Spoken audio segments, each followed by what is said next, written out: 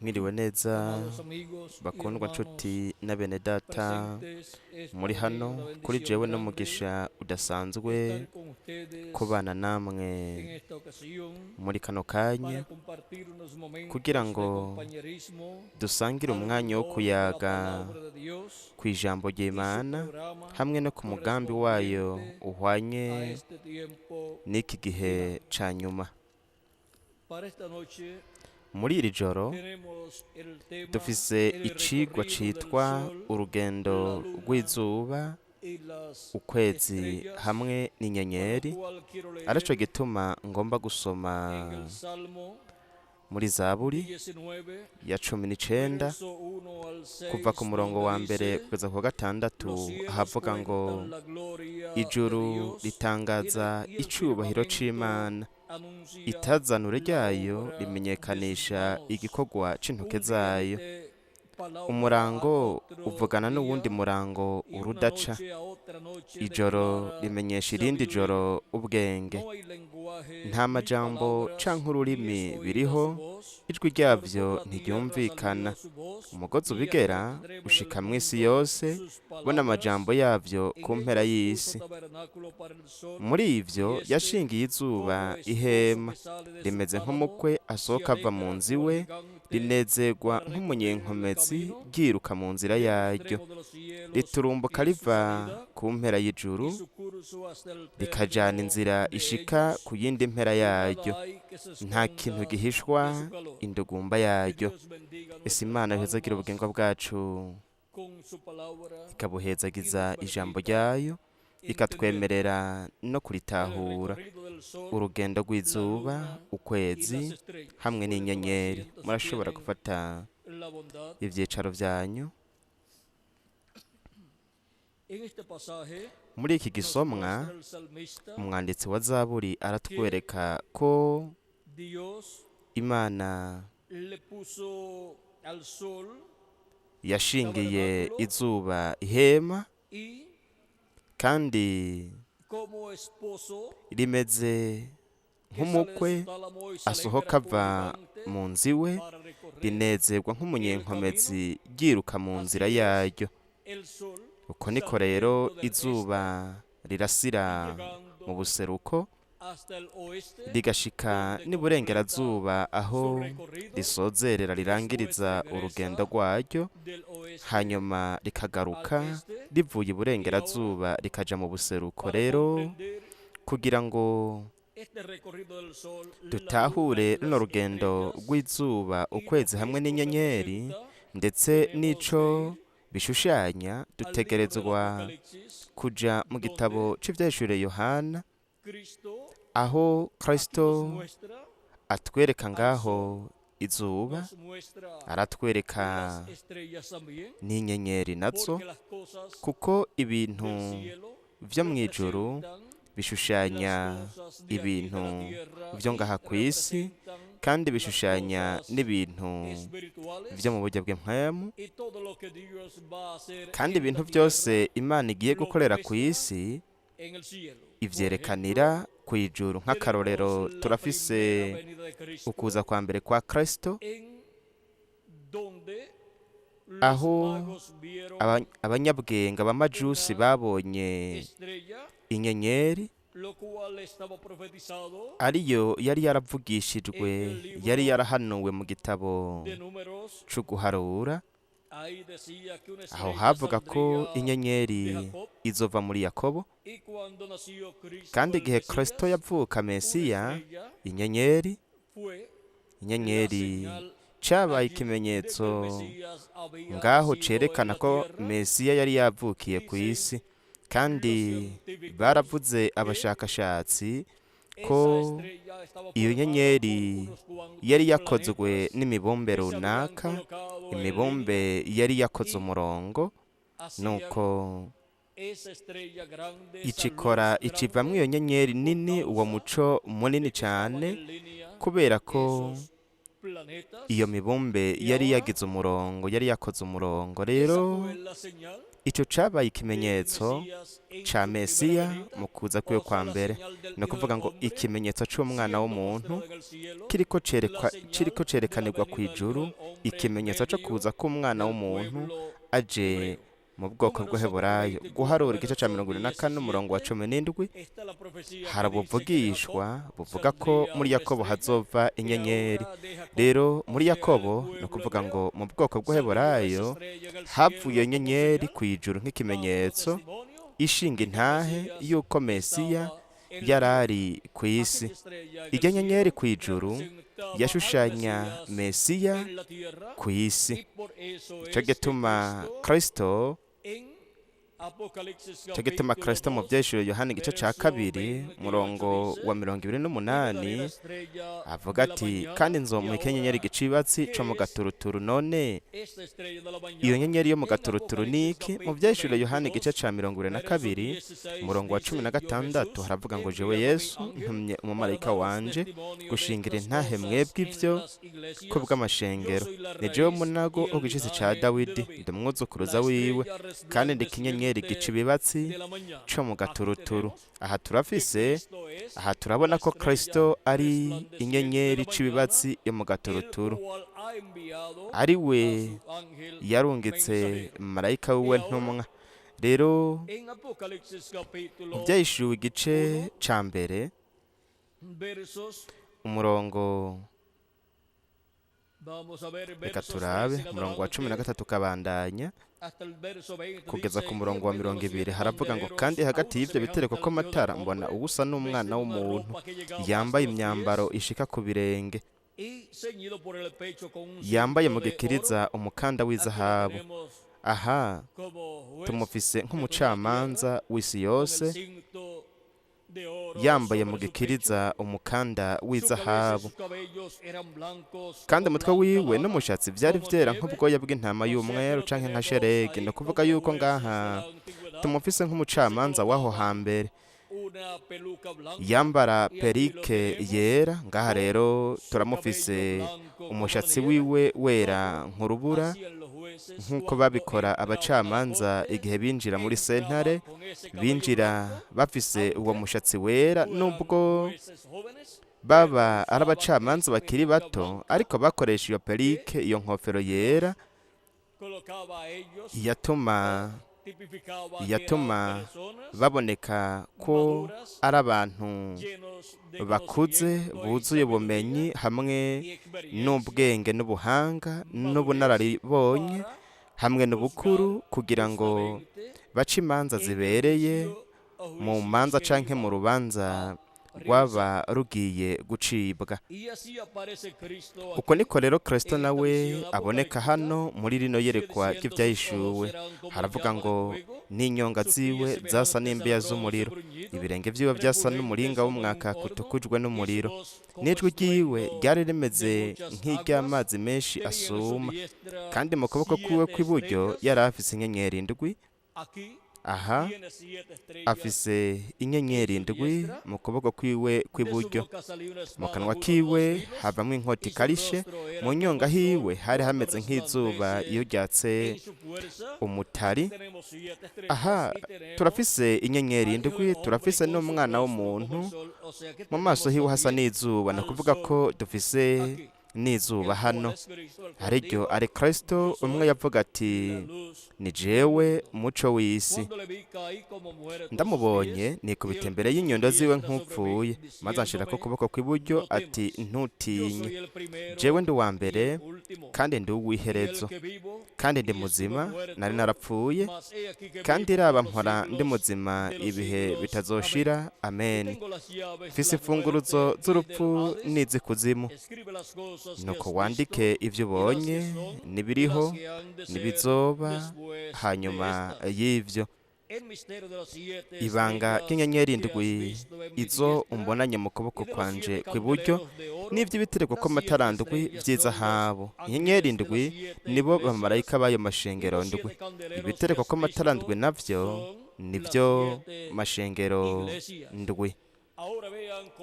rero mwumve ingene zino nyenyeri indwi zishushanya abamarayika ndwi ntumwa b'ibihe ndwi canke b'intambuko ndwi z'ishengero ry'abanyamahanga rya Yesu Kristo. Kandi kuri iki gicapo gishushanya ishengero rya Yesu Kristo hamwe n'ibihe bitandukanye canke intambuko zitandukanye ishengero ryaciyemwo n'abamarayika ntumwa b'iryo shengero ari bo nyenyeri indwi ziri mu kuboko kw'iburyo k'umwami. Turabona ko uko hagiye haraba buri gihe c'ishengero ry'abanyamahanga cagiye kiramera gute, kija ku murongo, kimwe kimwe cose kija inyuma y'ikindi. Rero turabona ko igihe harangira ibihendwe by'ishengero ry'abanyamahanga haba inyenyeri indwi, abamarayika ndwi ntumwa bari ku murongo ngaha mu ishengero ry'umwami Yesu Kristo, umwe aza inyuma y'uwundi. Hanyuma turavise n'inyenyeri icibatsi yo mu gaturuturu ari umukundwa wacu umwami Yesu Kristo. Rero mwitegereze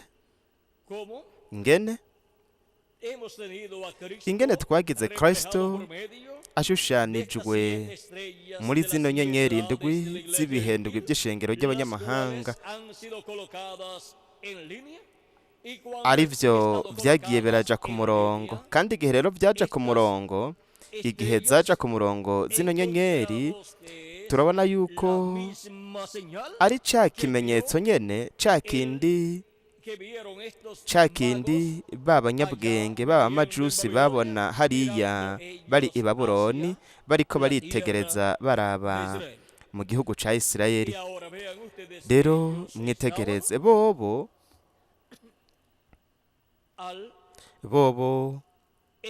bari mu burasirazuba bwa Isirayeli.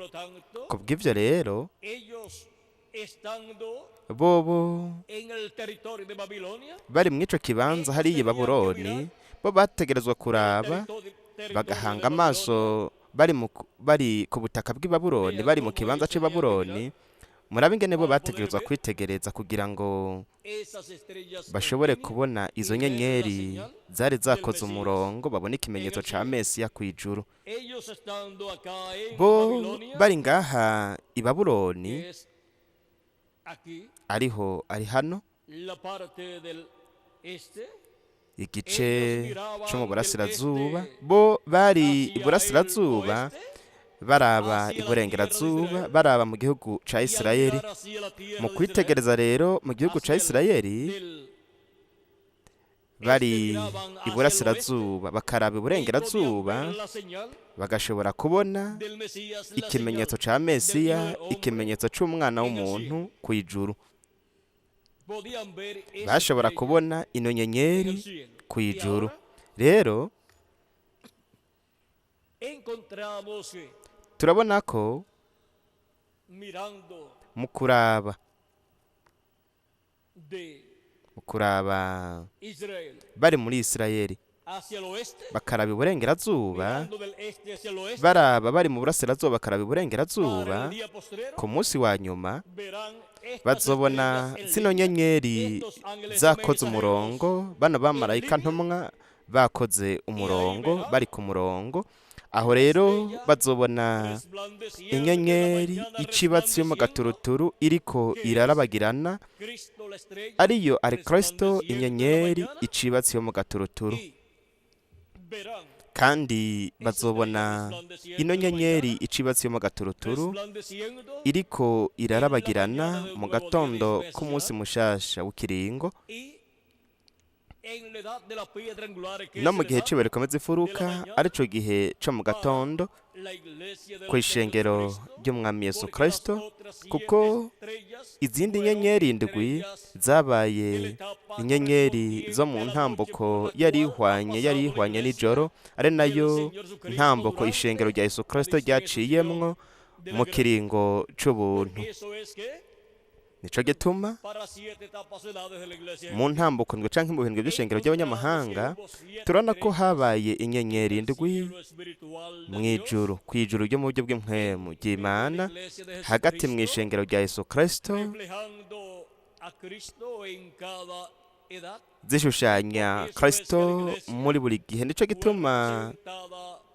gituma ishengero ryashushanijwe n'ukwezi mu ntambuko ndwi canke mu bihindwe by'ishengero ry'abanyamahanga. Ariko ku munsi wa nyuma ishengero rya Yesu Kristo riraduga mu gihe c'izuba, arico gihe c'ibuye rikomeza imfuruka, aho Kristo izuba ry'ubugororotsi azoba agaragariye, ndetse kandi Kristo inyenyeri icibatsi mu gaturuturu azoba ariko aragaragara mu gatondo k'umunsi musha w'ikiringo. Turabe rero icavuzwe n'integuza yo kuza kwa kabiri kwa Kristo. Yaravuze ku rupapuro rwa 11 mu butumwa bwitwa ngo igihe co kunga ubumwe hamwe n'ikimenyetso, yaravuze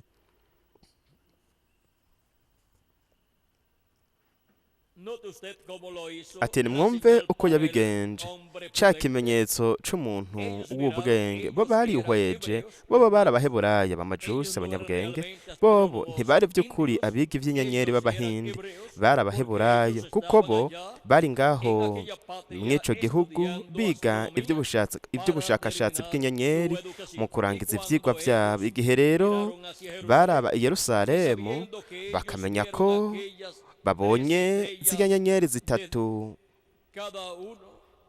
imwe imwe yose mu nzira yazananye ya Hamu, Shemu na Yafeti, ari naho baturuka umwe wese muri bo babonye izo nyenyeri mu nzira yazo zaturutsemwo. Ico cabaye ikimenyetso kuri bo igihe izo nyenyeri zakora umurongo Mesiya yari ari kw'isi. Igihe izo nyenyeri zari ziri ku murongo, Mesiya yari arihe? Yari ari kw'isi yamaze kuvukira i Betelehemu y'i Yudaya. Niyo mpamvu baje. Ari hehe? Ari hehe uwavutse umwami w'Abayuda? Twabonye inyenyeri yiwe iburasirazuba, none tuje kumushengerera. Ari hehe? Bo baramenye ko urya mwana Mesiya yari ari ahantu runaka, kuko Imana yari yabahaye ikimenyetso c'igihe ko Imana n'abantu bariko bariyunga, ko Imana yariko yiyunga n'abantu. Igihe Imana ubwayo yiyunga mu mubiri w'umuntu, inkomoko ubumwe bwose bwakozwe, ubwo nibwo bumwe bwabaye bukomeye cane. Aho n'igihe Imana yiyunga n'abantu, ireka ukuba Imana yicisha bugufi, yagura ihema ryayo, ihinduka nk'umuntu, igera ubwo iba umwe nabo. Rero dushobora kubona ingene Imana yahindutse umwe mu biremwa abantu, yigize umubiri mu biremwa abantu. Rero murabe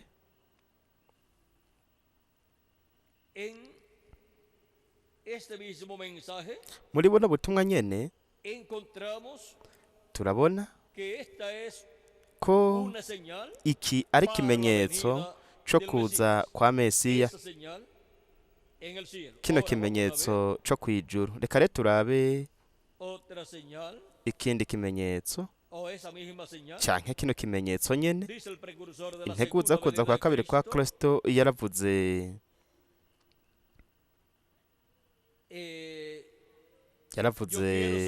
ati ndashaka gukurikira inyenyeri yo mu gaturuturu, Kristo. Rero Kristo ni iki? Ni inyenyeri icibatsi yo mu gaturuturu. igihe inyenyeri indwi abamarayika ndwi ntumwa mu gihe baba barangije kwaka ugukayangana canke ukwaka umwe wese mu gihe ciwe mw'ijoro ry'intambuko ndwe canke ibihendwe vy'ishengero ry'abanyamahanga aho ishengero ryashushanwa n'ukwezi. Ariko ubu Kristo araza nyuma yo kwigaragariza mu bamarayika ndwi ntumwa. Kristo aza agaragariye mu gihe c'ibiruko vy'imfuruka nk'inyenyeri icibatsi iyo mu gaturuturu, kandi yaravuze ati uwunesha nzomuha inyenyeri icibatsi iyo mu gaturuturu. Kubw'ivyo rero uwakira uburonka inyenyeri icibatsi yo mu gaturuturu aba ariko yakira Kristo inyenyeri icibatsi yo mu gaturuturu mu kuza kwiwe mu gatondo k'umunsi musha w'ikiringo. Kandi Kristo biciye mu unesha azoba ariko araca ibibatsi, kandi azoba ariko aratanga ubutumwa bwiwe bw'umuco abuha ishengero ryiwe mu gihe c'ibiruko vy'imfuruka. Ariko mwibuke ko ari mu gatondo k'umunsi mushasha w'ikiringo hamwe no mu gatondo k'umunsi mushasha w'ikimpumbi, ni ukuvuga ngo mu gatondo k'ikimpumbi c'indwi.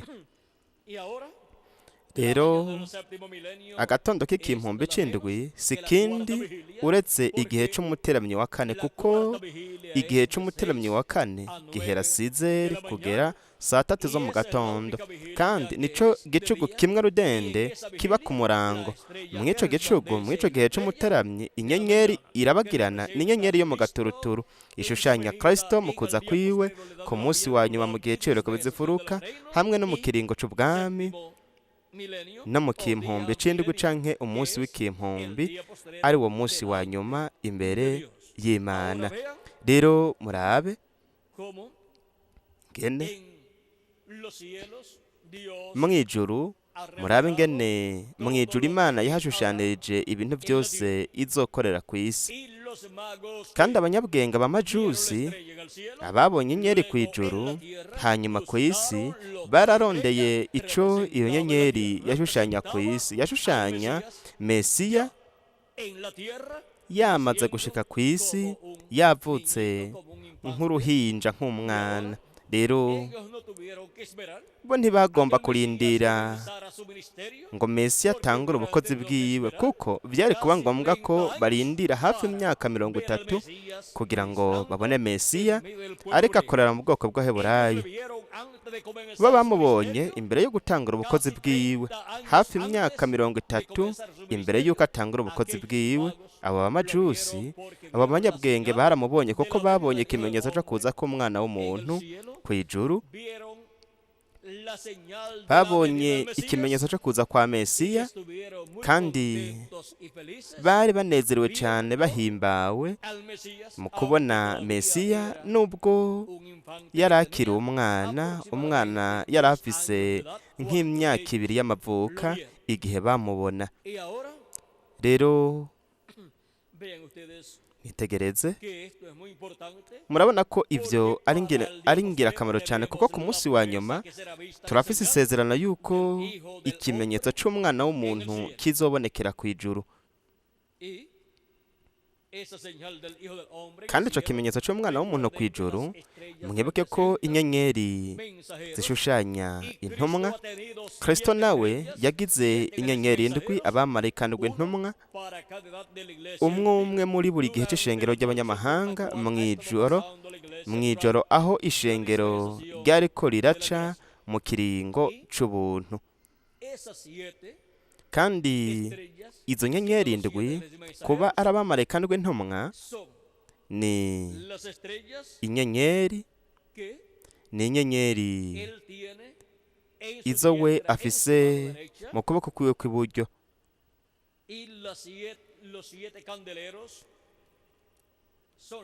Ibitereko kw'amatara ndwi navyo ni ibihendwi by'ishengero ry'abanyamahanga. Rero reka twumve ico Revera William Branham yavuze ku kwezi, izuba hamwe n'inyenyeri, urupapuro rwa 15 na 16 mu butumwa Shalom. Reka turabe.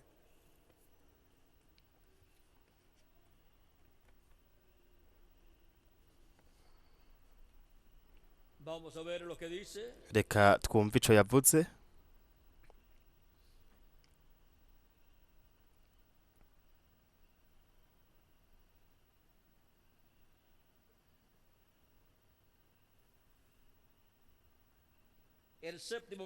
Umumarayika w'indwi wo ku isi, murabona uyu mumarayika yariko aravuga yari ari ku isi. Mumarayika bisigura intumwa. Hanyuma y'ivyo yabonye uwundi mumarayika amanuka, si umumarayika wo ku isi wari yakuye ubutumwa ngaha ku isi, ariko ni uwundi marayika w'inkomezi yamanutse ava mw'ijuru, umunywa w'amazi wari ukikije umutwe wiwe. Ubu ni wa mumarayika mu vyahishuriwe igice c'umurongo wa mbere ukabandanya. Ashinga ikirenge ciwe imusozi no ku kiyaga, no kuvuga iciburyo ku kiyaga, ic'ibumoso naco imusozi. Arahira ibaho ibihe bitazoshira ati nta gihe kigihari. Murabona, ariko imbere yuko aza kugira ngo ahishure ivyo bimatanije indwi, yerekanye mu buryo bw'igitangaza, yabanje kuvyerekanira kw'ijuru. Uwo munsi barafotoye amafoto, bafotora muri Amerika y'Epfo no kugeza muri Mexique. Ivyo biri mu kinyamakuru Life, kandi biracari ibanga kuri bo, ariko ivyo avyerekanira kw'ijuru imbere yuko abikorera ku isi. We yama akora nk'uko nyene, abanza kwerekanira ibimenyetso vyiwe kw'ijuru. Rero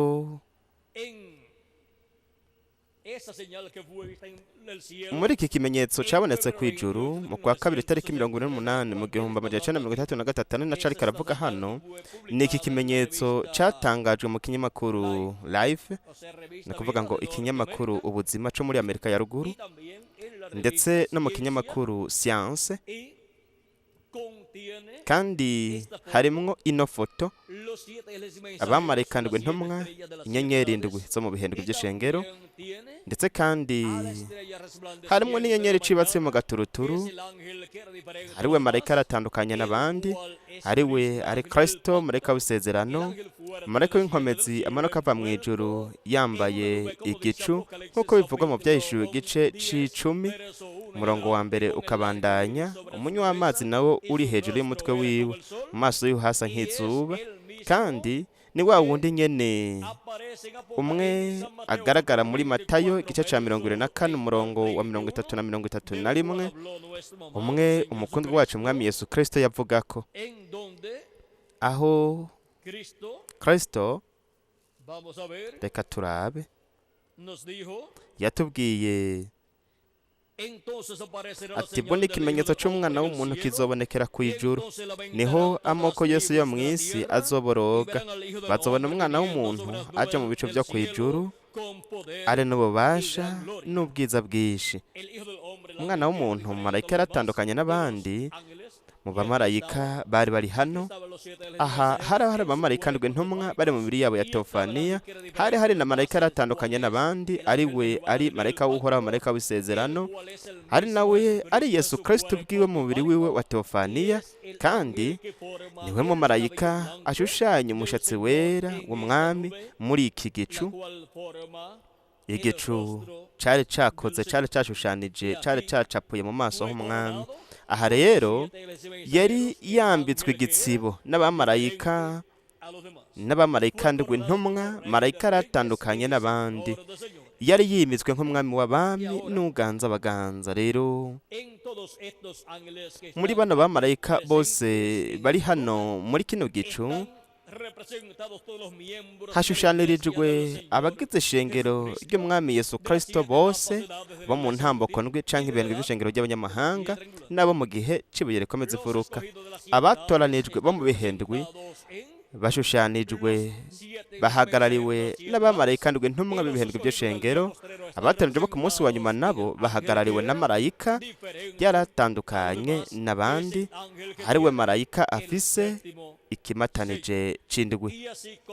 Kandi nk'uko abamarayika ndwi vyabaye ngombwa ko bagaragarira mu mubiri w'umuntu kugira ngo bagire ubukozi bwabo hagati mw'ishengero rya Yesu Kristo, barabagirane, baheze bagaragaza biti umuco wa Kristo mu gihe babayemwo. Marayika aratandukanye n'abandi kugira ngo nawe agaragare aca ibibatsi nk'inyenyeri icibatsi yo mu gaturuturu, hanyuma nk'izuba ry'ubugororotsi yakire mu gihe cy'ibiruko bizifuruka, hamwe no mu kiringo cy'ubwami ndetse no mu kimpumbi c'indwi, ategerezwa kwambara umubiri ku isi mu muvugishwa ntumwa w'igihe cy'ibiruko bizifuruka, hamwe n'umuvugishwa ntumwa w'ikiringo cy'ubwami ari we marayika w'umwami Yesu Kristo, hanyuma aca ibibatsi akayangana biciye muri marayika wiwe ntumwa ku munsi wa nyuma nk'inyenyeri icibatsi yo mu gaturuturu, hanyuma nk'izuba ry'ubugororotsi rica ibibatsi rikayangana mu gihe ca nyuma.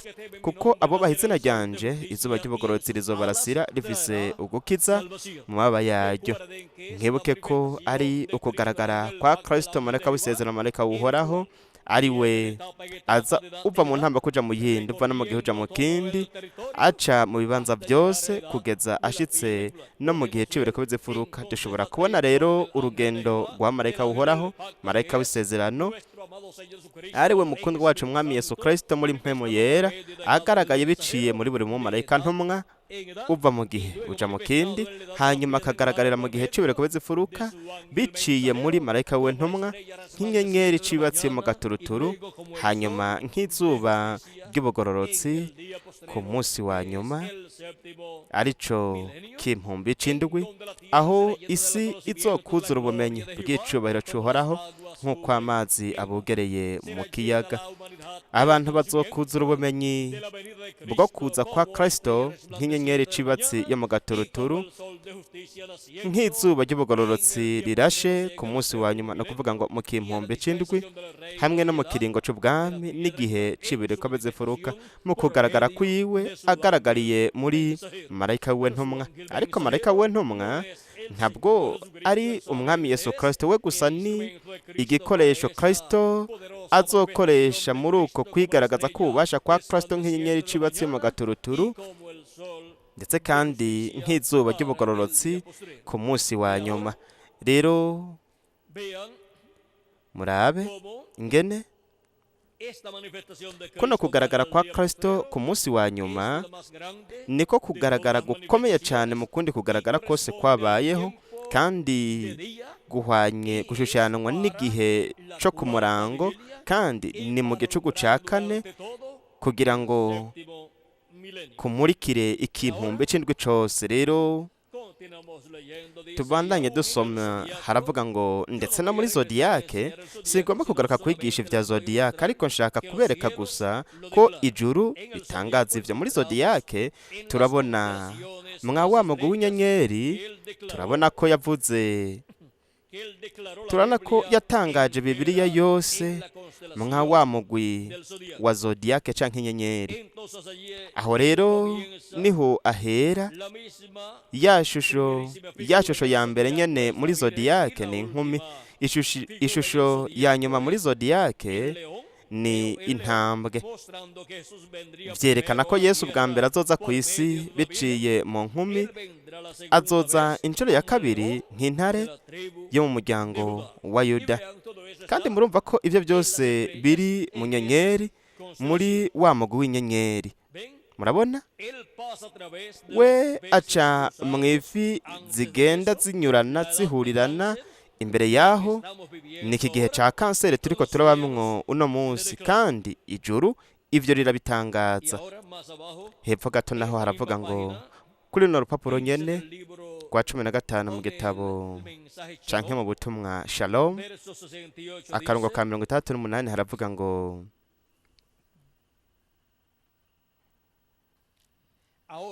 rero ubundi munsi niho twari kuraba ivyabaye muri kahise k'ishengero muri Bibiliya. Ukwezi gushushanya ishengero, izuba naryo rishushanya Kristo. Ico gituma tubona ko mu Vyahishuriwe 12 umugore ari we yari ishengero, we yisanze ukwezi kuri munsi y'ibirenge vyiwe, izuba naryo riri ku mutwe wiwe. yambaye n'igitsibo c'inyenyeri 12. Vya vyagezwe vya kera vy'abayuda b'aba orthodoxe vyari biri munsi y'ibirenge vyiwe. Wewe ivyo yari yarabirenganye, yarageze mu muco w'izuba. Inyenyeri 12 ni intumwa 12 zatuzaniye ubutumwa zirongowe na mpwemu yera. Rero turabona ko ukwezi iyo kuri kwijuru kuba ari kugira kugaragaza umuco w'izuba iyo izuba riba ridahari. Ukwezi kuratumurikira kugira ngo tugendagende, ariko nubwo ko kwaka gute ntaba ari umuco utunganye. Kandi ukwezi kwaka mu gihe atazuba rihari, ariko iyo izuba ryatse hanyuma ukwezi ntikuba kugikenewe. Rero izuba ni Kristo, ukwezi nako ni ishengero mu ntambuko indwi. Rero izuba ryatse mu gihe c'ibireko bizifuruka, rero turafise mu gihe c'ibireko bizifuruka ukurasa kw'izuba ry'ubugororotsi, mu gatondo rigaheza rikarasa kugira ngo ryakire abana biwe bose hamwe n'isi yose. Kandi Kristo ntazoba acishushaniriza mu ishengero ryiwe muri bino bihe, ntazoniganiriza mu bamarayika ndwi ntumwa, kuko yarabigaragarije muri izi ntambuko ndwi. Ubu rero azokwigaragaza nk'izuba ry'ubugororotsi mu gihe c'ibireko bizifuruka, ariko atangura ari nk'inyenyeri c'ibibatsi yo mu gaturuturu, kuko inyenyeri c'ibibatsi yo mu gaturuturu ico itangaza ni uko umunsi musha uba ugiye gutangura. Izuba naryo ryatse riserutse rimurikira ryakira uwo munsi mushasha, nuko rikagenda ritangura mu buryo bugenda bukura. Nico gituma Kristo ku munsi wa nyuma mu gihe c'ibireko bizifuruka nk'inyenyeri c'ibibatsi yo mu gaturuturu atumenyesha, atubwira ko umunsi mushasha uriko uratangura, kandi aduhishurira ko izuba ririko rirarasa, kandi ko uwo muco uboneka ari umuco w'izuba, umuco wa Kristo mu kuza kwiwe kwa kabiri,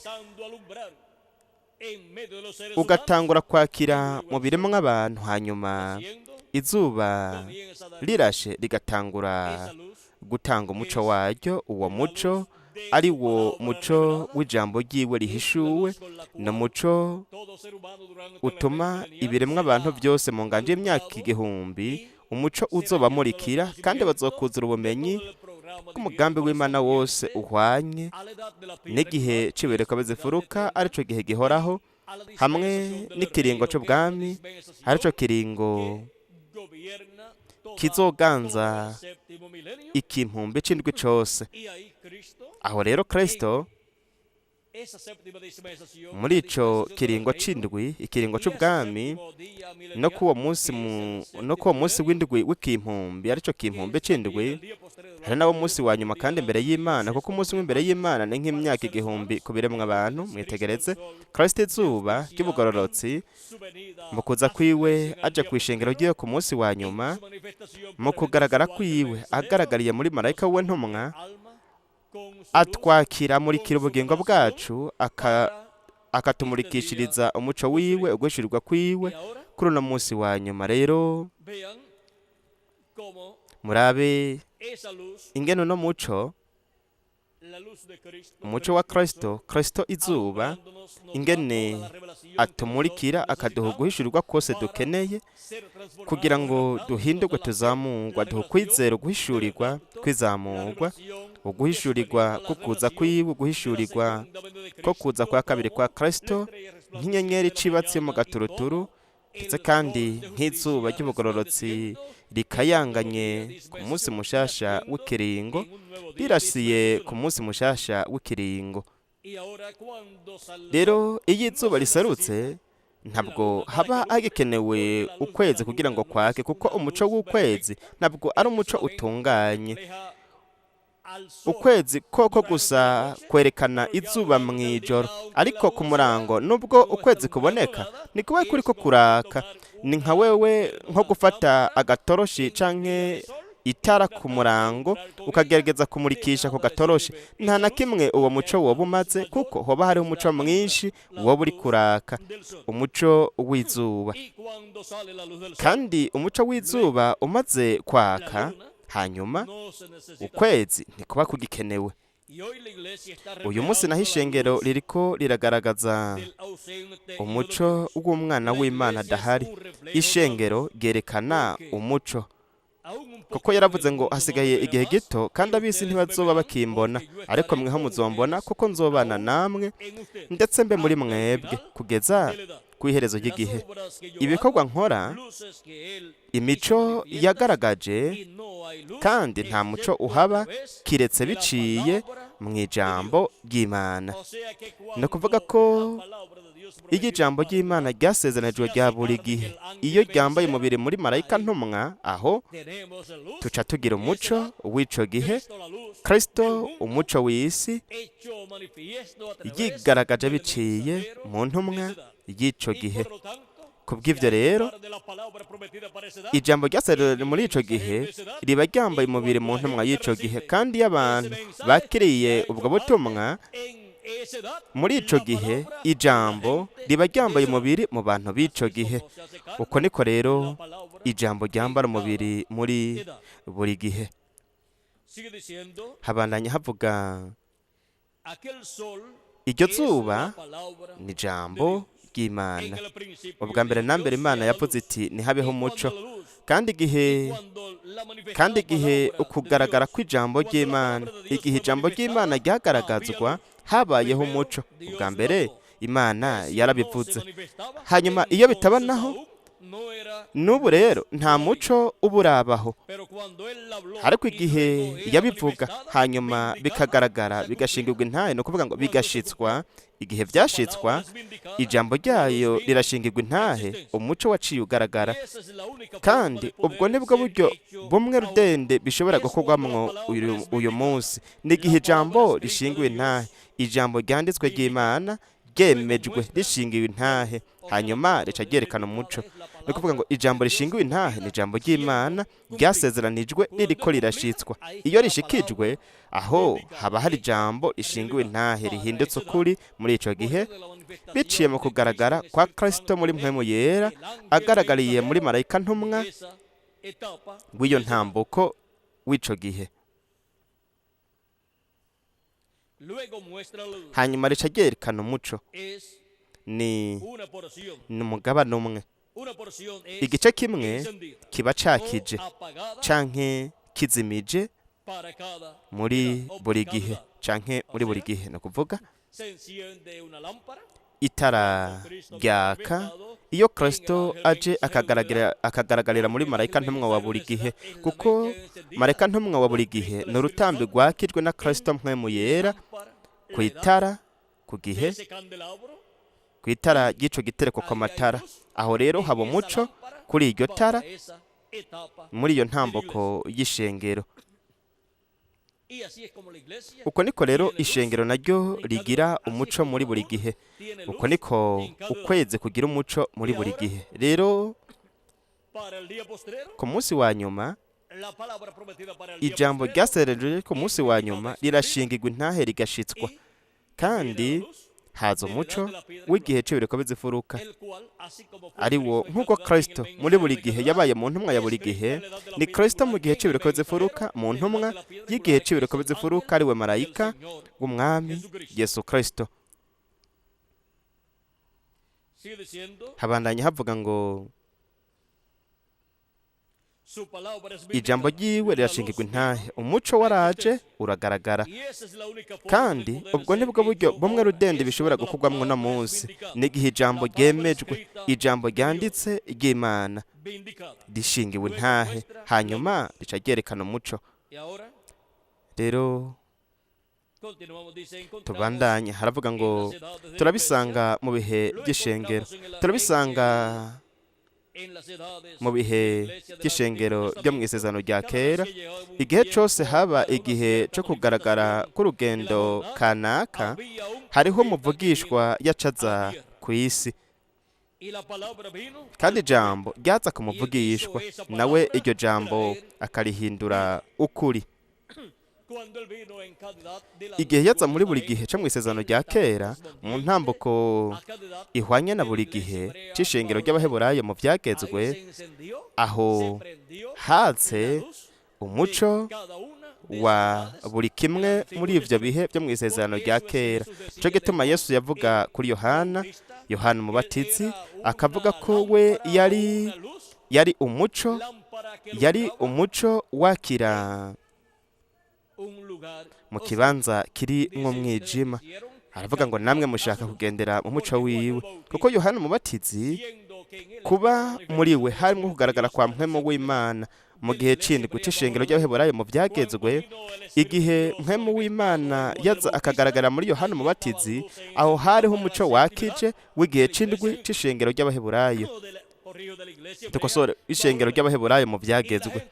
Abantu nabo bashaka kugendera mu muco wiwe, abantu benshi, ariko Kristo we yaravuze ati jeho mfise igishinga ntaye kiruti ca Yohana. Kubw'ivyo rero yari afise ivyanditswe vyinshi, n'ivyanditswe vyinshi byari bihuye no kuza kwa mbere kwa Kristo, vyariko birashikirizwa muri Yesu. Kubw'ivyo yari afise umuco mwinshi kurusha Yohana umubatizi. Mbega nigiki gifise umuco mwinshi? Ni inyenyeri canke n'izuba?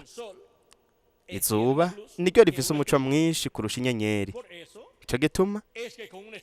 Nico gituma inyenyeri ntishobora kumurikira abantu hanyuma ngo habe ku murango, abantu babe ku murango nk'uko biba ku murango wakiwe n'izuba. Rero murabe ingene biciye mwo kugaragara kw'Imana igaragariye muri buri muvugishwa, haje umuco wa buri gihe mu isezerano rya kera muri buri ntambuko.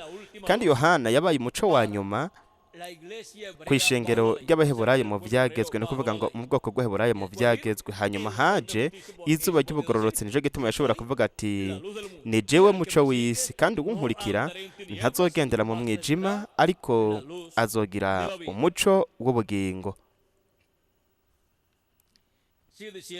Habandanya havuga ngo kandi igihe iryo jambo ryashingirwa intahe, ryagaragaje Imana ariyo muco, mwitegereze, yariko iragaragarira muri iryo jambo ryasezeranijwe muri ico gihe biciye mu ntumwa y'ico gihe.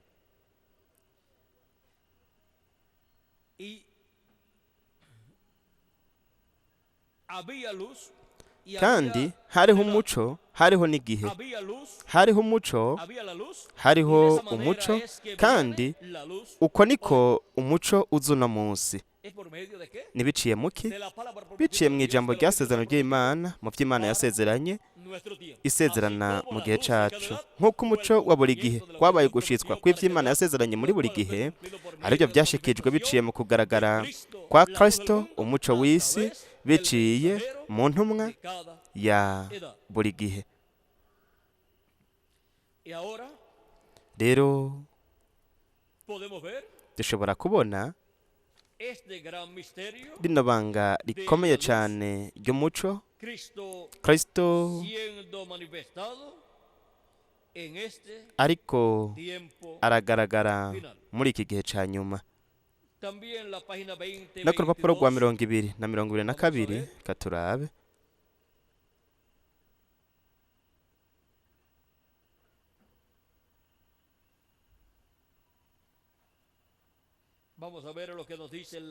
Reka turabe icyo tubwirwa no ku rupapuro rwa 20 na 22.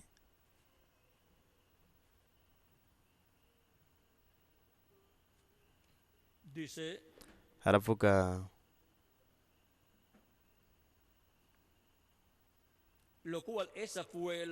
iryo ryabaye ishengero, ukwezi n'ishengero, gushushanya ishengero.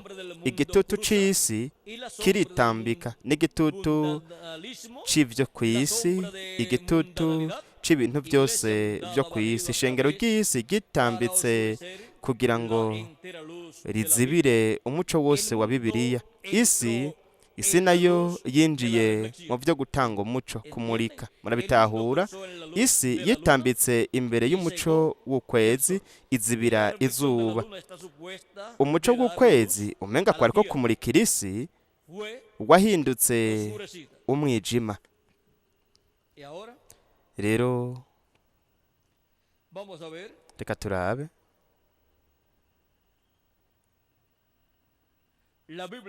Bibiliya iravuga ko ari ijambo, ni ukuvuga Kristo ijambo, kandi ukugaragara canke ivyanditswe bigaragaye vyemejwe ni umuco. Ijambo canke ivyanditswe bishikijwe ni umuco muri buri gihe, mu bihendwi by'ishengero, kandi n'umuco no mu gihe c'ibireko bizifuruka.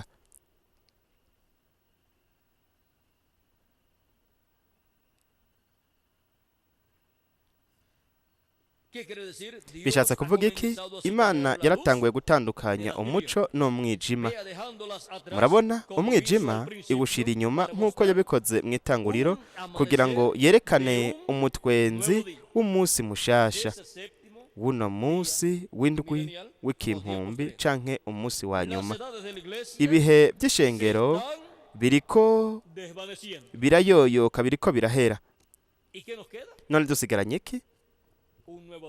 Umunsi musha w'ikiringo n'umunsi musha igihe gihoraho c'ishengero rya Yesu Kristo.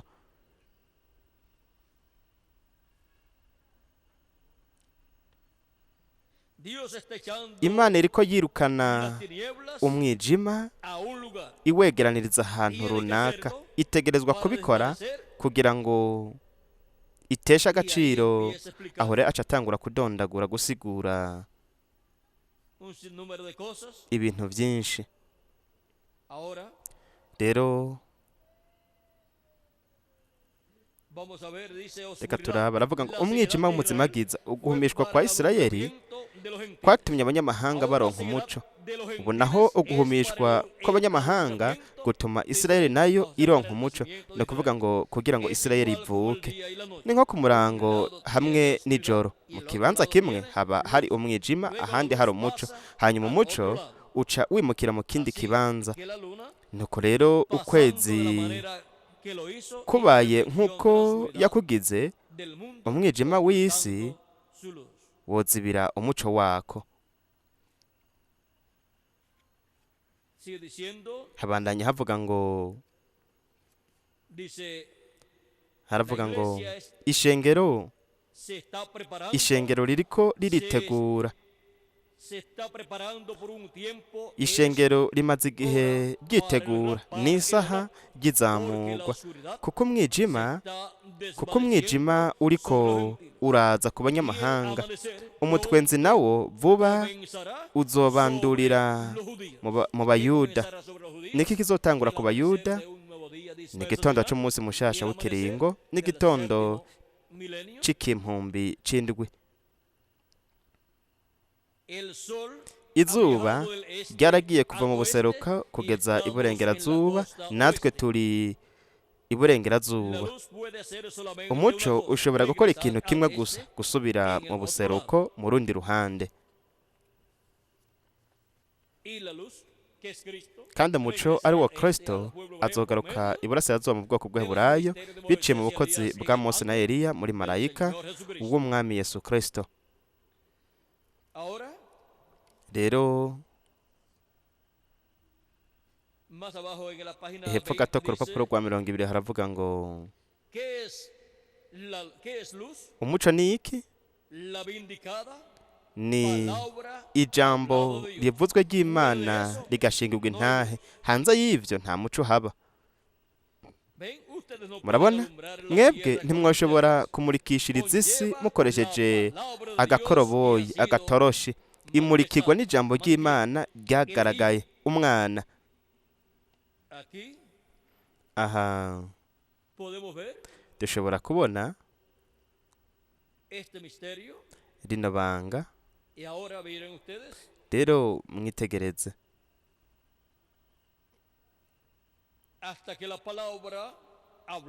ni mpaka ijambo rivuzwe ryigaragaze. Ku rupapuro rwa 25 naho haravuga ngo ariko abatoranijwe ivy'umuco gute. Navuze cyane ku mwijima, maze igice cy'umwanya nari mfise mvuga kuri ibyo. Ubu ni 5:30. Reka rero tugaruke umwijima w'umuzimagiza uri ku bantu, ariko umuco wo gute. Yaravuze ko umwijima uzoba ku bantu, ariko ko hazoba umuco. Haguruka ukayangane, kuko umuco wawe ushitse.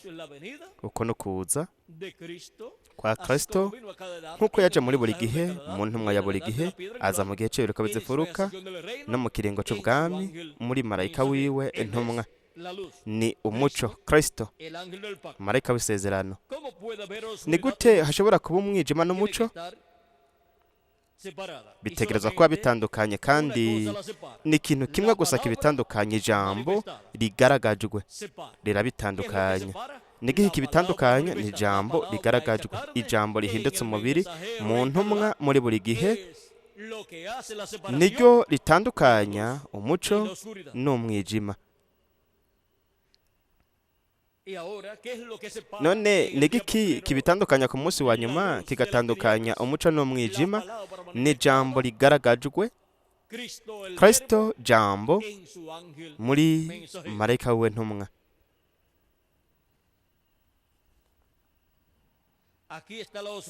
Nguyu mwijima uri ku isi, ariko igihe ijambo rigaragajwe ry'Imana, izuba iryavuzwe rikagaragazwa n'ijambo ryerekanywe, umwijima ucuja mu kindi kibanza.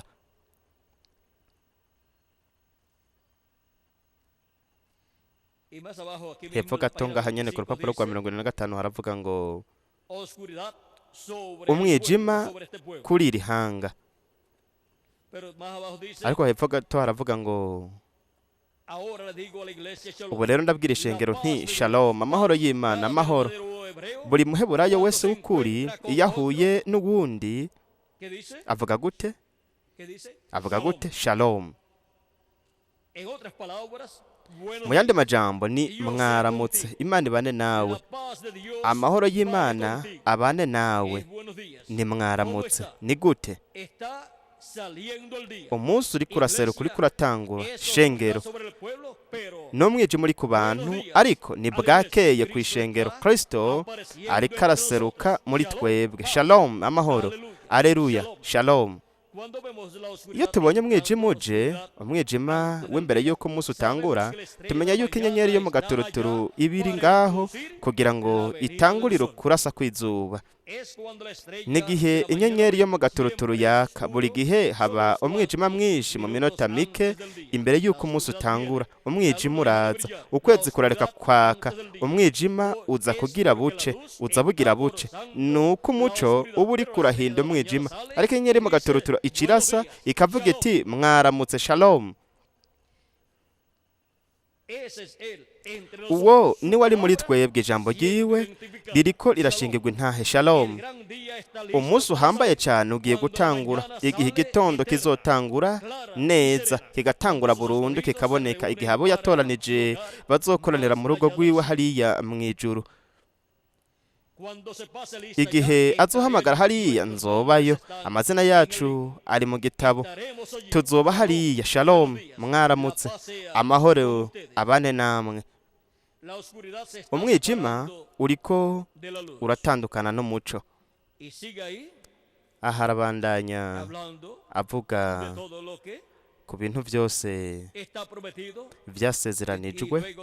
Hanyuma yaravuze ati haguruka, Yesaya 60:1, haguruka ukayangane kuko umuco wawe ushitse. Haguruka ukayangane, umuco waje.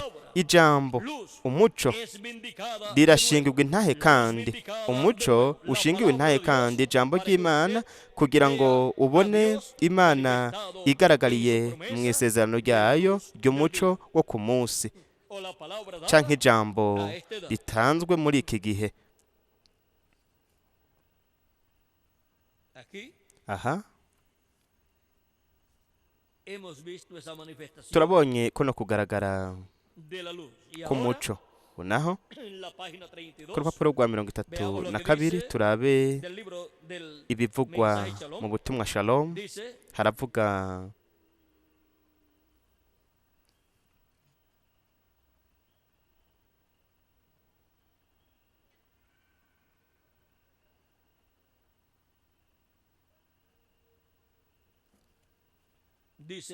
Haravuga ngo we yashitse umuco hariya hejuru mu guhishura ivyo.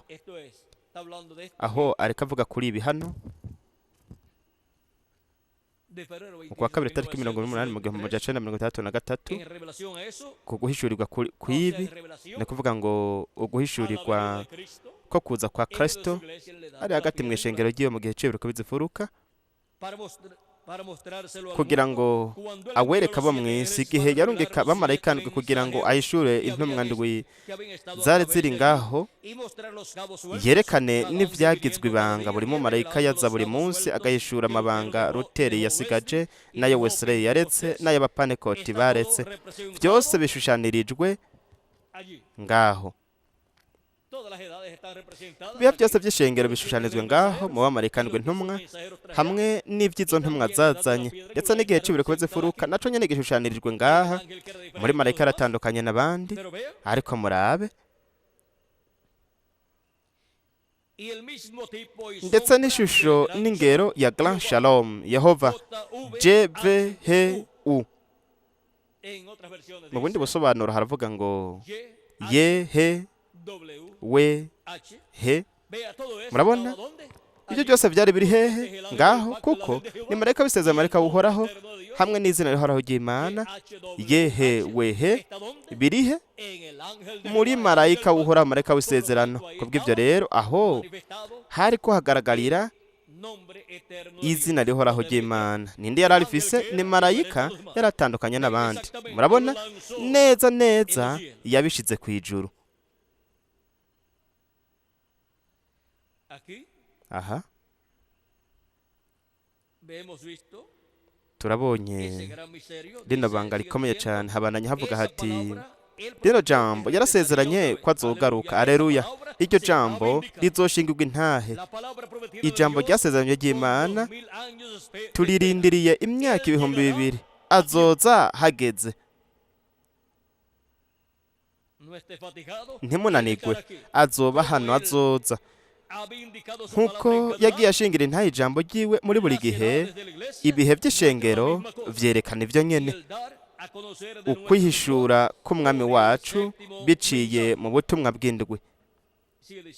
Abananya avuga ati hazoba impumbi, abatama bazoba abasore hariya ibihe bidashira, indwara zizokugwaho n'urupfu ntiruzobaho kundi.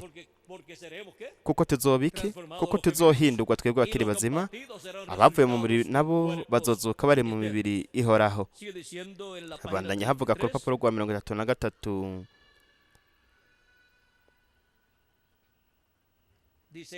haravuga ngo bobo bazubaka amazu bayabemwo, bazotera inzabibu barye ivyamwa vyazo, ntibazobiba ngo abandi basarure. Umwana wawe ni wazosarura, umwana wawe azoba iruhande yawe. Ni kuvuga yuko tuzogira umuryango wegeranye, atari nk'ubu umuntu aba mu gihugu kimwe, rimwe na rimwe abana biwe nabo bakaba mu kindi gihugu. Aha bazobaho begeranye, no kuvuga ngo ababanyi babatoranijwe bazoba ari umuryango wabo, abo mu muryango wabo. We ntazotera, ntazobiba ngo abandi babige. Abandanya havuga ngo ntaco nona kizoba kigihari, tuzohindurwa tureke kureka uku turi, tugire ishusho y'ubwiza y'umwana w'Imana ari we adapfa. Imyaka we ntaco imutwara, ibihe bikurakuranwa we ntaco bimugira. Ni umwana w'Imana adashobora gupfa. Turazi ko turi mu gihe c'iherezo, tugeze ku gihe c'iherezo kumfuruka. Bino bintu byose biravyerekana neza, uko niko navyo nyene bizoshingirwa intahe. Rero kazoza we waragafise, ni gute nomenya igihe azozira ntavyo nzi, ariko azoba ari ngaha. Kandi hari ahantu hamwe ndata Branham yavuze ati sinzicwa n'ubusaza atarashika hano, ataraza. Urupapuro rw'119 mu gitabo c'imirongo, aho niho yavuze uko. Kandi yaza kuba agihari mu muri w'inyama, ubu yari kuba afise imyaka 89 y'amavuka. Rero murabe haravuga ngo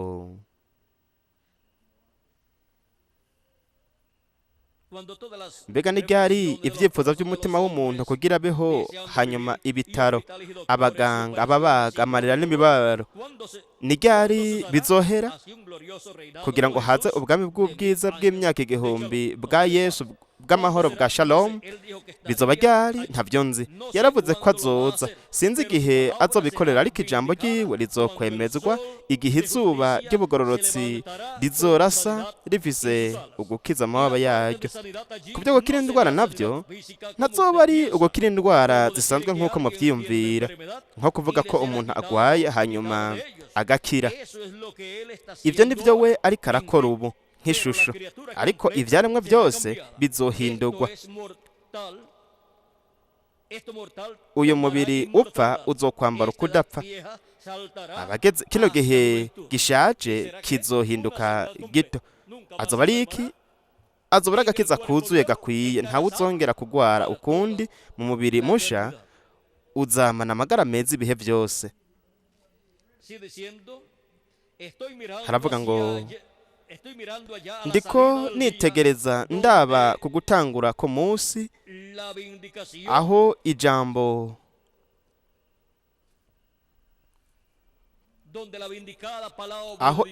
ryemejwe ry'Imana rivuga riti nta n'agashatsi ko ku mitwe yanyu kazovunguka, azokameza ku munsi wa nyuma. Umwaka musha sinzi ivyo rimwo, ariko ndazi ko awufise.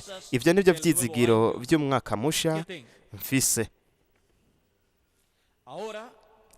Rero dushobora kubona icarico uno munsi mushasha, kino kimpumbi c'indwi wewe yasezeranye, asezeranira umwe wese mu bahungu n'abakobwa b'Imana.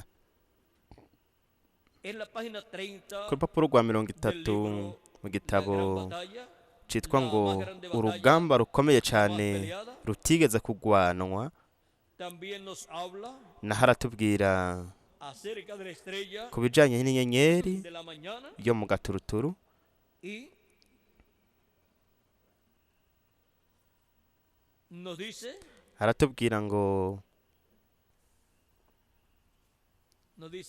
aratubwira ngo imibumbe izunguruka ku zuba ntiyahindutse, zodiyaki ikomeza kuba yayindi.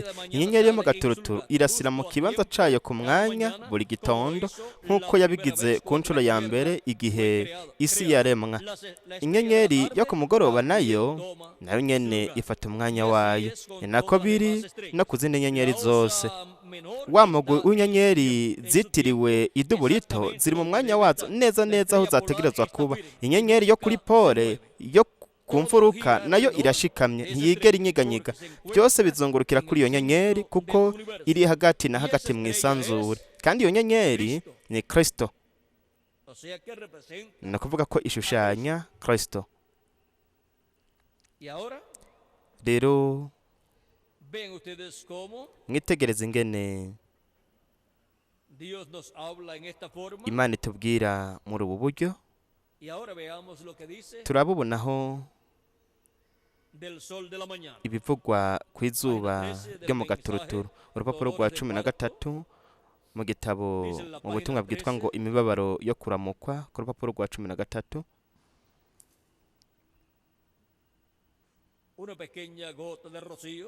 Akama gato kurume, sinzi foromire yako, birashika ko ngaha hoba hari umushakashatsi, ariko ariko ngiye kubivuga uko ndavyiyumvira.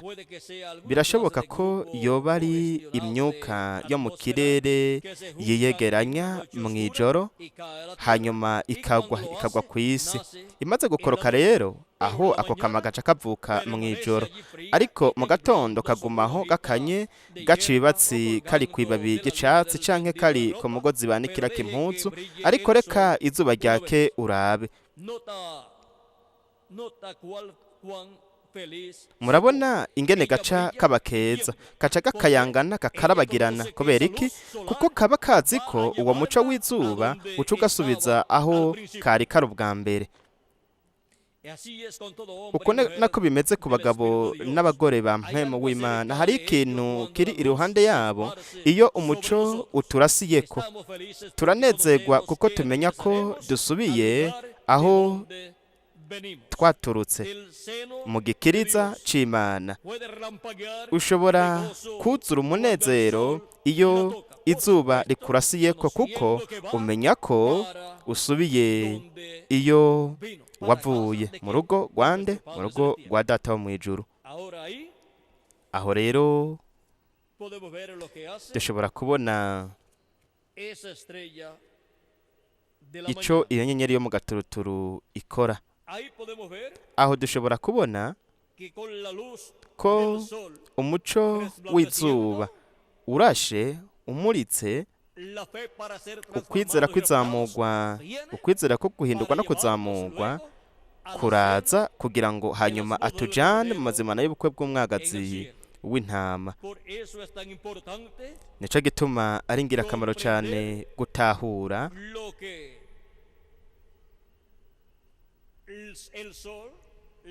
ico arico izuba n'ukwezi n'inyenyeri, ico bishushanya mu mugambi w'Imana. Ukwezi ni ishengero,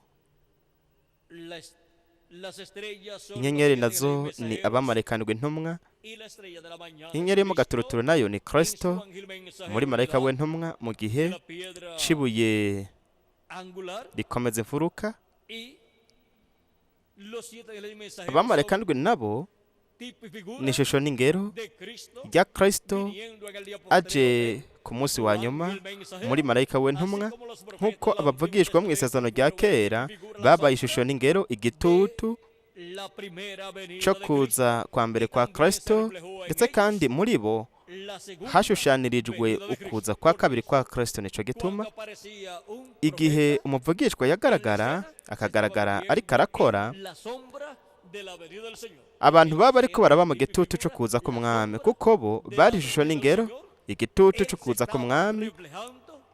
We yariko yigaragariza muri bo.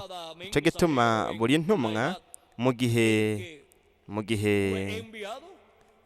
yarungitswe yabaye ishusho n'ingero yo kuza kwa Kristo, yabaye igitutu, ishusho n'ingero, igitutu co kuza kwa Mesiya. Rero izuba rizozana agakiza. Abubaha izina ryanje, izuba ry'ubugororotsi rizobarasira, kandi rizobarasira rifise agakiza mu mababa yaryo. Twamaze kubona yuko ako gakiza ari uguhindurwa kw'imibiri yacu kuri twebwe abakiri bazima, hamwe n'umuzuko w'abapfuye bizera Kristo. Ako rero n'agakiza gakwiye kuzuye k'ibihe bidashira. Rero uko nukuza kwa Kristo mu gihe cy'ibiruko bizifuruka muri marayika w'intumwa, aho izuba Kristo aho yigaragariza nk'izuba biciye muri marayika w'intumwa, kandi ubwa mbere yigaragaza nk'inyenyeri icibatse mu gaturuturu biciye muri marayika w'intumwa. Nico gituma ubutumwa bukurikira nyuma y'intambuko ngo canke ibintu by'ishengero ry'abanyamahanga buzanwa nande, buzanwa n'umumarayika yaratandukanye n'abandi biciye mu kugaragara kwiwe agaragariye muri marayika w'intumwa. Nico gituma marayika ntumwa w'igihe c'indwi c'ishengero ry'abanyamahanga yariko arihweza, yariko araraba umunsi mushasha aho izuba ryariko rirarasa,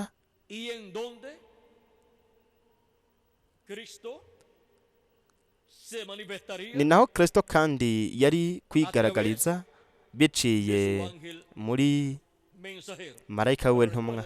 Ariko mwibuke yuko marayika we ntumwa atari umwami Yesu Kristo we gusa, ni igikoresho ca Kristo.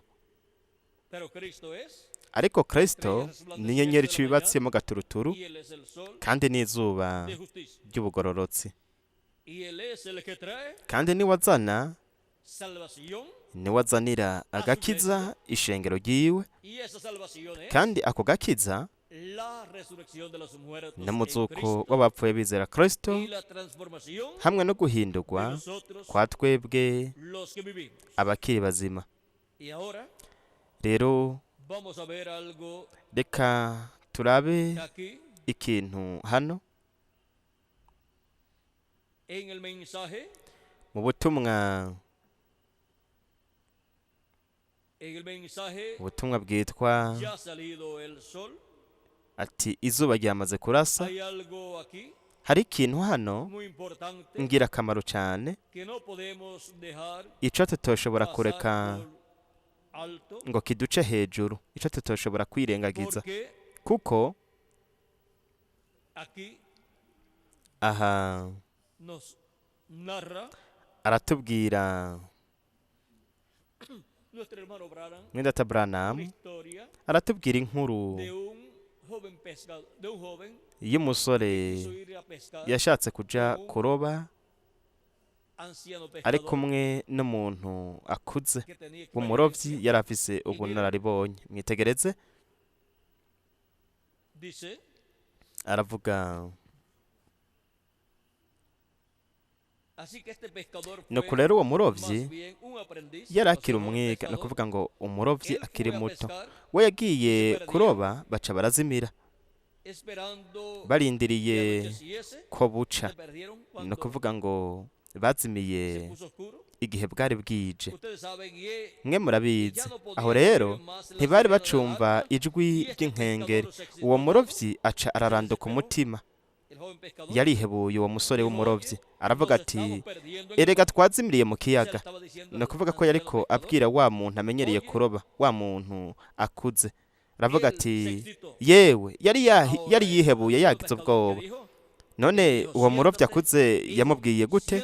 Yamubwiye ati tekana mwana, tekana. Uwo murovyi akuze yari yitekaniye, mwe murabizi, we yarazi ivyo yariko aravuga ivyo ari vyo.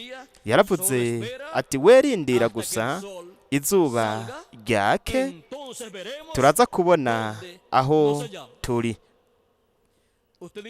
Uravuga uti nategerezwa kuba umumetodiste, umubatiste, umupanekoti. Rindira gusa umwana aduge, ni ukuvuga izuba riseruke, Kristo umwana, izuba ry'ubugororotsi riduge, abubaha izina ryanje, izuba ry'ubugororotsi rizobarasira, umwana aduge, tuzobona aho turi.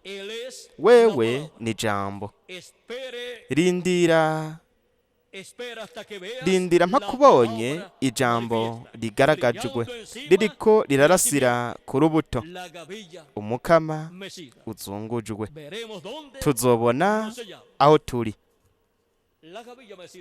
Umukama uzungujwe mu myaka 2000 iheze kwabaye ukuza kwa mbere kwa Kristo. Umukama uzungujwe ku munsi wa nyuma naho azoba ari ukuza kwa kabiri kwa Kristo. Kandi iyo izuba ryatse rigatanga umuco, rikakira ku mukama uzungujwe, rikakira ku kuza kwa kabiri kwa Kristo, nuko rero izuba riba ririko rirarabagirana, kandi hose haba ari ku murango. Nuko rero turabona aho turi. None tugeze hehe? Turi hehe? Mu gihe cy'iyereko bizifuruka, kuko umuco, izuba ry'ubugororotsi ririko rirarabagiranira hehe? Mu gihe cy'iyereko bizifuruka. Nico gituma ishengero mu byashero Yohana igice ca 12 ukwezi kuri munsi y'ibirenge byaryo kandi ryambaye iki? Ryambaye izuba. Mu Byahishuwe 12 mwitegereze ingene hatwereka hano igice cya 12 umurongo wa mbere n'uwa kabiri haravuga ngo ikimenyetso gihambaye kibonekera mu ijuru, umugore yambaye izuba. Yambaye iki? Yari yambaye izuba. Ukwezi kwari munsi y'ibirenge vyiwe. Mu mutwe yambaye igitsibo c'inyenyeri 12. Izi ni intumwa 12, inyenyeri 12, kandi yarakuriwe atura akaboroko kuko aramutswe abazwa n'ibise.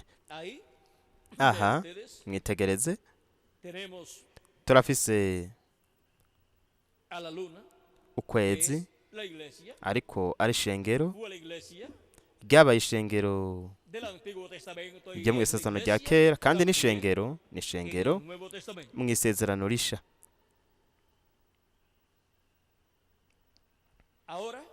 Rero murabe ingene ivy'Imana ari gukorera ku isi yabishushanirije ngaha mu ijuru mu kirere. Cyo gituma hano kuri ino foto,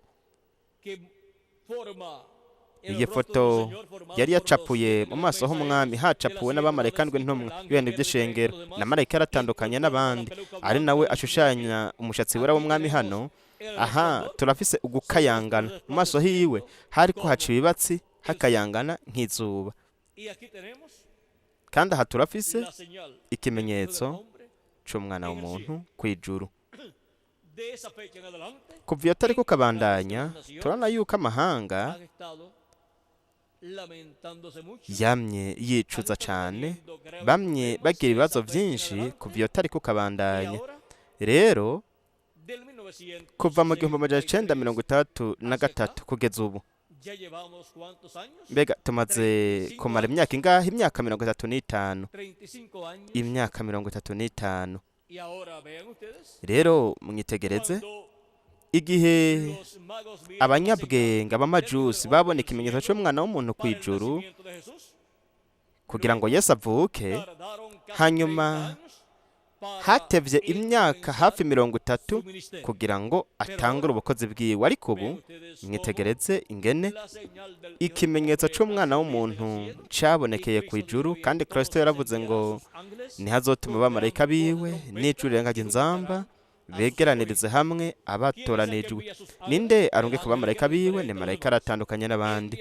Arungika abamarayika biwe ni kuvuga ngo arungika ubukozi bwa Mose n'ubwa Eliya ku munsi wa nyuma, n'ijwi rirenga ry'inzamba ry'ubutumwa bwiza bw'ubwami, kugira ngo bahamagare begeranye abatoranijwe bose kuri uno munsi wa nyuma. Kubw'ivyo rero,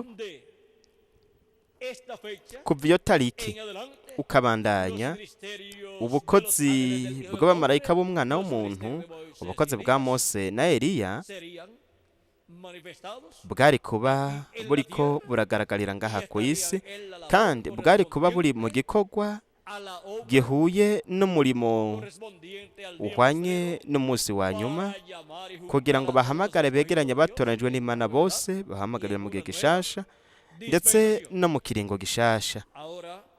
Rero twabonye ko kuva iyo tariki ukabandanya, ibintu bikomeye cyane byabaye umugambi w'Imana, kandi turiko turaba mu gihe c'ubwiza cyane kurusha ibindi bihe byose, aho twamye tubona ukwezi, inyenyeri hamwe n'izuba bihinduka ukuri mu mugambi w'Imana, bikigaragaza bigahinduka ukuri mu mugambi w'Imana, kuko ukwezi, izuba n'inyenyeri bishushanya, ukwezi gushushanya ishengero, inyenyeri zishushanya intumwa za Yesu Kristo, hanyuma inyenyeri ndwi zo mw'ijoro nazo n'abamarayika ndwi ntumwa. Inyenyeri yo mu gaturuturu nayo ni Kristo biciye muri marayika w'intumwa, nk'uko inyenyeri zo mw'ijuru ari Kristo biciye mu bamarayika ndwi ntumwa abigaragarijemwo. izuba naryo ni Kristo, hari nawe ku munsi wa nyuma azoba ariko aragaragarira mu gihe cy'ibiruko by'imfuruka, mu gihe gishushanywa n'igihe c'umurango azoba ariko aragaragara muri marayika w'intumwa, agaragara tumurikira gutahura akoresheje umuco w'ijambo kuri uno munsi wa nyuma, aduhishurira ibyo azoba ariko arashitsa muri iki gihe cya nyuma, aduhishurira umugambi w'Imana wose uhwanye n'iki gihe cya nyuma. Nico gituma avuga ati duguze hano ndakwereke ibintu bigiye kubaho hanyuma y'ibi. Ibintu bigiye kuba hanyuma y'ibyamaze kuba mu bihendwi nivyo biba mu gihe c'ibiruko bizimfuruka, kandi ibyo nivyo atwereka bino bintu byose bihwanye n'iki gihe cya nyuma n'ingene bizogenda birashitswa bigashikirizwa umugambi w'Imana, atwereka inyenyeri icibatsi mu gaturuturu hamwe n'icarico ubukozi bw'inyenyeri, ibanga ry'inyenyeri icibatsi mu gaturuturu. Kristo niwe nyenyeri icibatsi mu gaturuturu, agaragaye ku munsi wa nyuma agaragariye muri marayika w'intumwa. Kristo kandi ni izuba ry'ubugororotsi, agaragaye ku munsi wa nyuma mu gihe c'ibiruko by'imfuruka biciye muri marayika w'intumwa. Uko niko ishengero rya Yesu Kristo mu gihe c'ibiruko by'imfuruka ryambara izuba, ntabwo riba ricambaye ukwezi, ariko ryambara izuba. Ukwezi kuri munsi y'ibirenge byaryo, ishengero riri hano, ibihendwe by'ishengero ry'abanyamahanga bishushanwa n'ukwezi biri munsi y'ibirenge byaryo. Rero ishengero ryambaye iki? Izuba ryambaye Kristo mu kugaragara kwiwe ko ku munsi wa nyuma, kuko abubaha izina ryanje izuba ry'ubugororotsi rizobarasira rifise ugukiza mu mababa yaryo. Kuri bande? Ku bahungu bose n'abakobwa b'Imana ku munsi wa nyuma, mu mubiri w'ibanga w'umwami Yesu Kristo. Turabonye muri iri joro,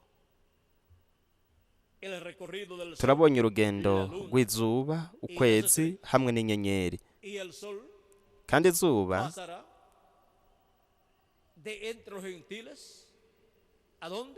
rizova mu banyamahanga rije hehe? Rije mu bwoko bw'Eheburayo vuba cane, kandi hazoshitswa ku bwoko bw'Eheburayo. Yesaya 60 umurongo wa mbere ukabandanya havuga ngo haguruka ukayangane kuko umuco wawe ushitse, kandi ubwiza bw'Uhoraho bukaba bukurasiye. Kuko raba umwiza uzotwikira isi, umwiza w'umuzitanya uzotwikira amahanga. Kandi igihe Kristo azohindukira mu bwoko bw'Eheburayo ku banyamahanga, umwijima uzokwigaragaza mu mwuzuro. Isi iri mu mwijima, iri mw'ijoro. Kristo niyahindukirira ubwoko bw'Eheburayo, izuba rizokwimukira mu Baheburayo, nuko rikayangana mu Baheburayo, rimurike ryakire mu Baheburayo, nabo rero bazoheza babone. Ariko ku banyamahanga umwijima uzocuba mwinshi cyane. Rero turabonye ibanga ry'urugendo rw'izuba, ukwezi hamwe n'inyenyeri. Turabonye urugendo rw'izuba, ukwezi hamwe n'inyenyeri ngaha mu mugambi w'Imana, mu ijuru ryo mu buryo bw'impwemu, umugambi wa Kristo mu ishengero ry'uva mu ntambuko uja mu yindi. Rero murabe ico tubwirwa n'integuza yo kuza kwa kabiri kwa Kristo.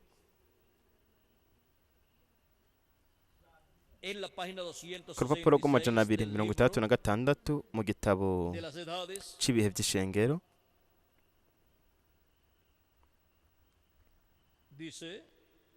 haravuga ngo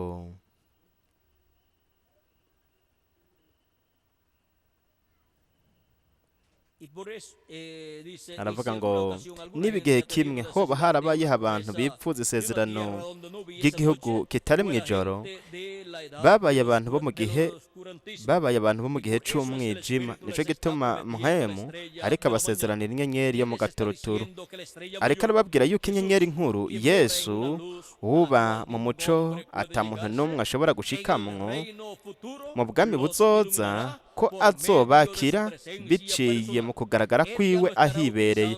we ntazoba agikoresha inyenyeri, intumwa ntazoba agikoresha zino ntumwa kugira ngo yakire mu mwijima. azoba ari Yesu ubwiwe avugana nabo imbona nkubone, mu gihe azoba ariko arasangira ubwami nabo. murabona, iki ni igihe ca Kristo, inyenyeri icibatse yo mu gaturuturu,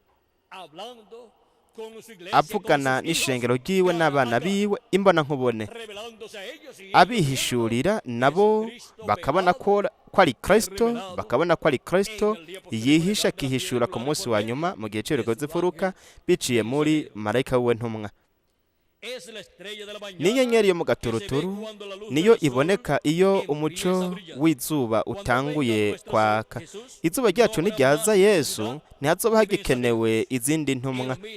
ubwo bwiwe azotuzanira ubutumwa bwiwe bw'umunezero, kandi uko azogenda aganza mu bwami bwiwe, natwe tukaba mu kugaragara kwiwe. umuco w'ijambo uzogera ububa mwinshi, umurike cyane ku munsi wacu utunganye. kandi umunsi wacu utunganye ni umunsi w'igihe cy'ibireko bizifuruka, n'umunsi w'indwi imbere y'Imana, canke umunsi wa nyuma imbere y'Imana, arico kimpumbi c'indwi, ndetse kandi ni umunsi w'ikiringo c'indwi, arico kiringo c'indwi, ikiringo c'ubwami. mbega niki kindi twashobora kwipfuza uretse Yesu ubwiwe? mbega si we ari byose? si we atunganye muri byose? uri n'ugutwi ryumva ico mpwemu abwira amashengero. amen. kandi bityo mwami Imana, biciye muri mpwemu wawe, tureke twumve ukuri kwawe. turabonye rino banga ry'inyenyeri icibatse mu gaturuturu, hamwe n'izuba ry'ubugororotsi n'ukwezi, hamwe n'izindi nyenyeri indwi, kandi twabonye n'urugendo rwaryo muri kino gihe cose caheze kuva kuri Kristo kugeza ubu.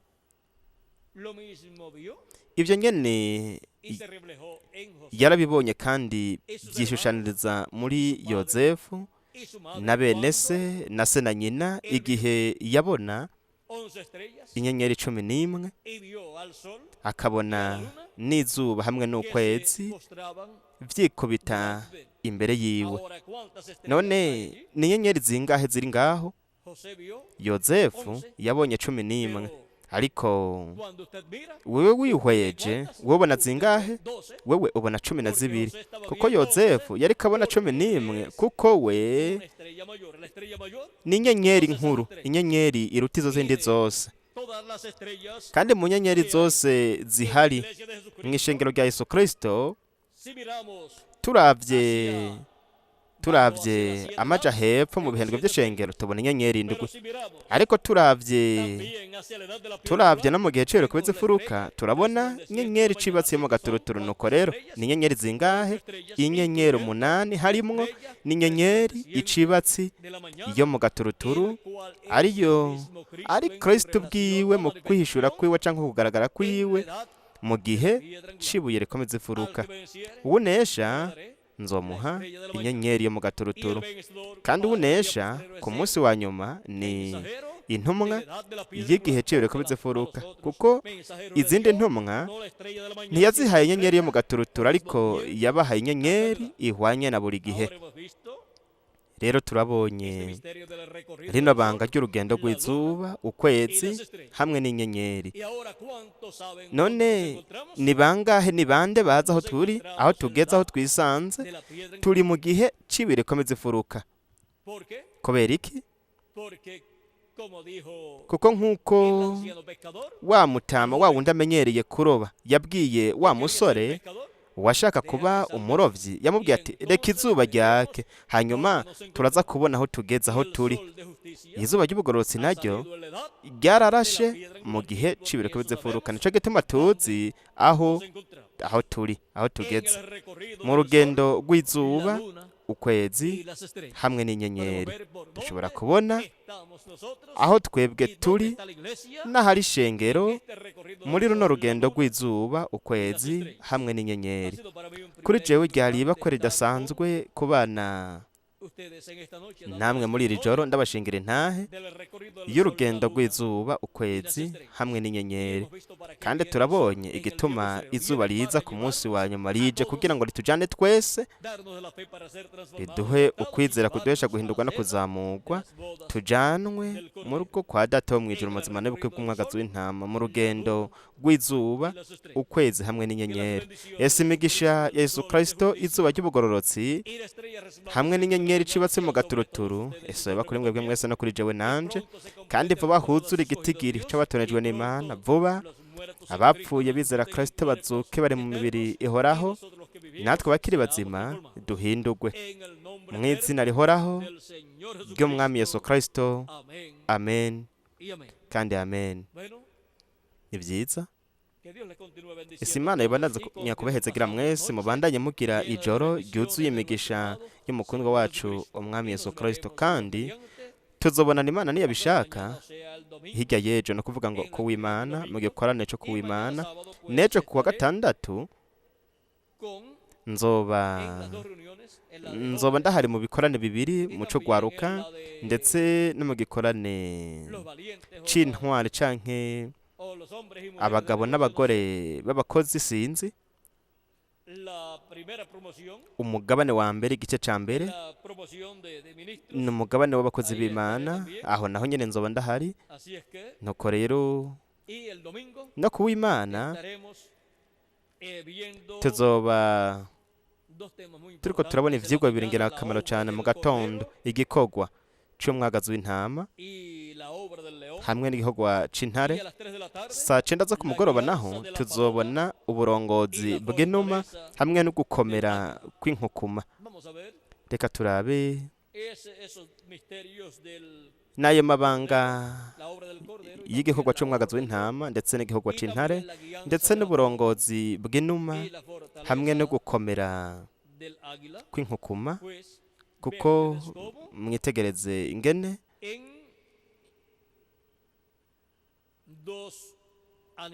mu bikoko bibiri, umwagazi w'intama n'intare, hamwe no mu nyoni zibiri, inuma hamwe n'inkukuma, Imana ihashushaniriza igikorwa cayo, igikorwa ca Kristo nk'umwagazi w'intama n'igikorwa ca Kristo nk'intare, hamwe n'uburongozi bwa mpwemu yera, n'uburongozi bwa mpwemu yera nk'inuma, no gukomera kw'inkukuma muri iki gihe ca nyuma. Ni vyiza, reka tugarukirizaho. Tuzobona rero kuw'Imana, Imana niyabishaka, ano mabanga y'igikorwa c'umwagazi w'intama n'igikorwa c'intare y'umuryango wa Yuda, ndetse tubone n'uburongozi bw'inuma hamwe no gukomera kw'inkukuma, ibintu bivugwa mu gitabo c'ivyahishuriro Yohana hamwe kandi no mu butumwa bwiza. Ese Imana yobandanya kubahezagira mwese, Imana ibarinde, mubandanye mugira ijoro ryuzuye imigisha y'umukundwa wacu umwami Yesu Kristo. Hamwe natwe bundi busha Felix Karo kugira ngo abandanye hanasozere mu ndirimbo runaka canke indirimbo runaka, ndetse kandi tunasezerane tunikebanure mu masengesho. Imana ibahezagire kandi barinde hamwe natwe bundi busha Felix Karo kugira abandanye.